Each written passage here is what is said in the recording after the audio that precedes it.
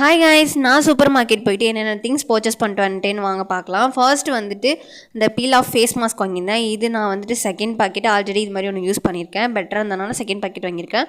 Second வந்துட்டு இந்த Trinco juice. இது வந்துட்டு என்னோடய ஃபேவரட் ஜூஸ். அதில் நிறைய ஃப்ளேவர் இருக்குது. பட் எனக்கு வந்து லிச்சியோ அண்ட் கோகோனட் ஜெல் இந்த ஃப்ளேவர் தான் பிடிக்கும். பார்த்தீங்களா, நிறையா மேகி பாக்கெட் வச்சுருக்கேன்னா அது ஏன் அப்படின்னா எங்கள் ஹாஸ்டலில் வந்துட்டு ஒரு சில டைம் ஃபுட்டு நல்லா இருக்காது, சாப்பிடவே முடியாது, அப்போலாம் பட்னியாக தான் இருந்திருக்கேன். அதனால் வந்துட்டு இந்த டைம் கொஞ்சம் ப்ரிப்பராகவே மேகியும் இப்போயும் மிக்ஸ் பண்ணி வாங்கிட்டேன்.